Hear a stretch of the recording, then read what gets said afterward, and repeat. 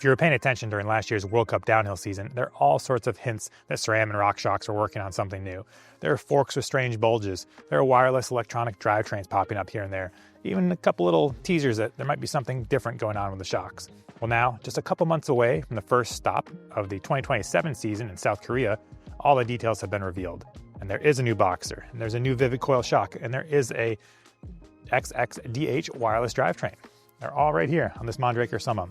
So we're gonna go over the details, let you know what's new, how much it costs, as well as a few little different ride impressions. I was able to get a few days on this bike down in Queenstown, escape the cold for some warmer weather. I can just kind of tell you initial broad overview of how it's all working so far. Let's start with the drivetrain. Basically, SRAM took their normal trail-oriented transmission drivetrain, shrunk it down. It's got a really stubby little cage, a small 7-speed 10 to 24 tooth cassette, uses the same shifter pods as before, as well as the same chain, but the derailleur is totally new, cassette is new, and there's also new cranks and chain rings. We'll start at the front, start with the cranks. Cranks are available in a range of sizes from 150 millimeters all the way up to 165. Two different spindle widths, depending if you're using a 148 rear end or 157, and what chain line you're looking for. There's either a 55 millimeter chain line or a 56.5 millimeter chain line. So it's all just designed to make sure that chain is nice and straight and kind of match with what your bike's doing. So there are options if you want to run these downhill cranks on your enduro bike, you can do that. Cranks themselves, pretty similar shape, just a little bit beefed up. Got some more machining on the ends so that they stay fresh looking after you smash them into lots of rocks. Also new chain rings to go along with this. There's 4-bolt 104 BCD, which allows you to run an O-chain. Not surprising because SRAM recently bought O-chain. We want everything to be compatible. Then there's also the 8-bolt pattern direct mount. And again, those chain rings are available in a new thicker option designed to withstand rock impacts or anything else you might encounter on a downhill track. Moving to the back, it's a little derailleur, little tiny derailleur, short cage. It uses the same damper inside, kind of like the clutch mechanism that SRAM uses as what's found on the normal trail-oriented transmission derailleurs, but because the cage itself is shorter, there's a lot less leverage, and it gives it even more chain retention. So when you move that back and forth, it takes a fair bit of force to move it, so it just keeps things nice and secure, less chance of that chain hopping around and moving out of gear. As to the reasoning behind kind of bringing transmission to the downhill world, I mean, the wireless aspect is kind of clever, not totally necessary. It does increase the price, and we'll get to the price soon, but SRAM's reasoning was that this transmission system, because it's designed to shift under load, it really allows those riders, as they're coming out of the start gate, to keep the power down. They don't have to let off the shift, and that can make a difference. According to SRAM, something like 1/20th of a second over the course of the first 15 meters, if you're able to keep pedaling and shifting. Those are SRAM's numbers, so maybe take them with a pinch of salt, but it makes sense that if you're putting the power down, as soon as that starting beep goes, you don't have to let off. It could give you a tiny, tiny advantage, but these days, at the top of the pack, that's really what it takes to win or get second or third. The times are just separated by tiny, tiny increments, so that could help. And speaking of that cassette, there's two different options now. There's one that's designed to work with a normal XD free hub body, and then one that works with the XD Slim. So you can kind of have a hub designed around it that has wider hub flanges, better bracing angle, uses all the same spoke tension, and that's a kind of a small detail that'll really help World Cup mechanics when they're building up a lot of wheels. Everything can be the same tension, faster wheel builds and swaps, and ideally stronger wheels. So that was a very speedy run through, but hopefully you got all that. New tiny derailleur, that's expensive, $700 for that. New cranks, around $450, and the cassette itself is $500. When all is said and done, you're looking at around a $2,000 downhill drivetrain. It's so much money, and that is at full retail. You know, some bikes will come with it, and you'll get a little bit of a discount that way, but my fingers are crossed that there's a cable actuated version coming somewhere in the not so distant future. I tried to ask SRAM if that was the case. They couldn't confirm or deny, but I'd be really surprised if they weren't working on it. And if they're not, and you're watching this, please work on it, because this is really expensive stuff. It works great. I've got 3 days in on it, like I said, no problems. It shifts like cleanly, smoothly, no chain retention issues or anything like that, but the price is gonna be a major hurdle.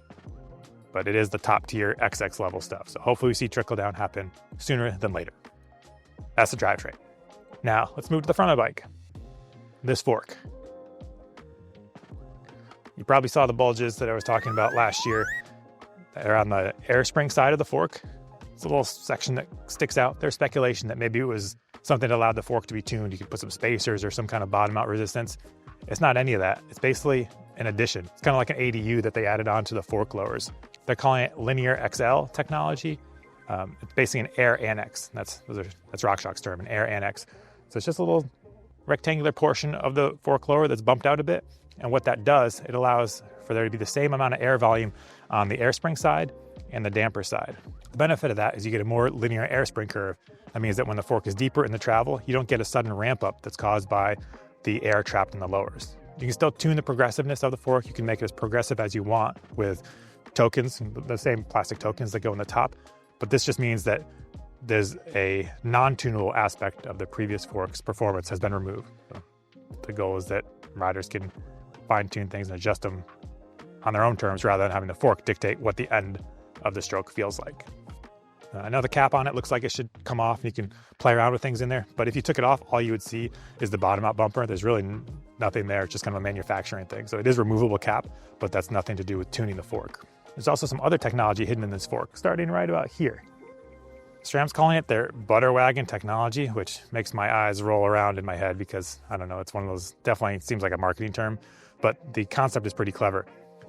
They've got a bunch of divots machined into the lower of each stanchion, and those divots, the goal is that they pick up the lower bath oil and bring it up to the top and keep everything nice and lubricated. So every time you're cycling that fork, it's picking up little bits of oil, bring it to the top, and it just cycles through as you're riding the bike. So it should keep things running nice and smooth. They've moved to a 15 weight Maxima oil for the lowers, a little bit heavier than before, just to kind of keep everything, again, get oil in the important parts, keep the bushings lubricated, keep things smooth no matter how nasty the conditions are. So that's the butter wagon technology. Cringy name, clever concept. There are also holes drilled in the stanchions, again, designed to kind of keep the air where it needs to be, prevent any excess air buildup. So there's lots of channels for it to move through, just keep things nice and consistent and predictable, no matter what you're riding. There is a new damper to go along with this, but the main thing is that it was just designed to have a bit more damping in order to balance out the reduced friction of the system as a whole. So your damping range can be pretty similar, but if you took the Charger 3.2 and put it into an existing fork that doesn't have the Linear XL and all that other tech, you probably feel like it was maybe a little bit over damped. So basics of the new Boxer. You got those butter wagon technology stanchions, Linear XL air annex and air spring, updated Charger 3.2 damper, and some numbered dials. Also, the oil inside is now Maxima 15 weight, and there's a new SG 920 grease that's used on the inside. Everything designed to keep the friction nice and low and it all operating smoothly. It's going to be available on 180, 190, 200 millimeter travel increments for $27.5 and 29-inch wheels, priced at $1,999 US for the top tier ultimate version. Now let's get into the shock. Right there, new Vivid Coil shock. The main change with the Vivid Coil is an updated reservoir. It may seem like a tiny thing, but the change in design allowed RockShox's designers to improve the oil path flows. So that means the oil gets to where it's supposed to be going in a more smooth, more controlled manner. And it also allowed them to drop the IFP, or internal floating piston pressure, from 200 PSI down to 120 PSI. And what that does, it means that the shock can feel more sensitive off the top. Gives you a little bit better small bump sensitivity, less breakaway force needed to get it initiating its travel. They did change one thing, the hydraulic bottom out. It's still there. It's still the same technology. It comes into the last 20% of the shock stroke, but now it's called ABO for adjustable bottom out. It's still hydraulic though, so maybe it's HABO, I don't know. But on there it says ABO. Don't get confused. It's still HBO. So those are the main differences, just that updated reservoir, slightly different tune, get those numbered dials, price $719 US for the ultimate version. There's a whole line of different options though, all the way down to one that just has a rebound. So there's kind of some more basic ones in the Vivid lineup, and they all benefit from that new reservoir design. And well, let's wrap things up. How does it all ride? Like I said, just got 3 days in on it. 3 amazing days, I will say. Got to ride Queenstown. There's the Coronet downhill track and also the Skyline Bike Park. So some proper downhill trails. And the biggest takeaway was it was pretty easy to get up and running. It didn't take too much fiddling. I did plenty of experimentation, trying the ranges of the adjusters and doing some bracketing. But by the end of those 3 days, I felt like I was in a really good place. And whether you're a privateer, just a bike park rider, or even a pro racer, it is nice to be able to find that happy spot without too much fussing around. I was able to use full travel when needed. The bottom out catch or feel of the Boxer is really impressive. It's got a generous bottom out bumper, so you can use all the travel, but it doesn't feel like you're clanging metal on metal for those bigger hits. And then as far as where it sits in the stroke, it feels like it does kind of have that sweet spot. You're right in the middle. Skyline Bike Park has some nice, steep, very rooty trails. And as you would hope, but it is nice that it's true, this thing really comes alive at those medium to higher speed hits. Just feels like you can keep charging ahead. You can feel what the wheel is doing, but it's not jarring you around. And overall, nice and comfortable. Yeah, so I was able to run the Boxer with 0 spacers in there, still have plenty of bottom out resistance, and kind of just found a nice happy spot. We'll be putting this thing to the test to some of the newer forks that are coming out this season. It is still winter, so it's gonna be a little bit before we really start to put it in the downhill miles, but I'm pretty excited to get that going because downhill bikes are awesome. If you didn't know, they are. This Mondraker, also very impressed with that. Those first few days were super fun. Nice, just kind of felt like I got up to speed. It's a cool bike. So you can read about the first impressions of that in a separate article, but there's a lot going on here. It's kind of an exciting time for the downhill world. Well, there you go. That's the new downhill bits from RockShox's and SRAM. Hope you enjoyed that. Thanks for watching. We'll catch you next time.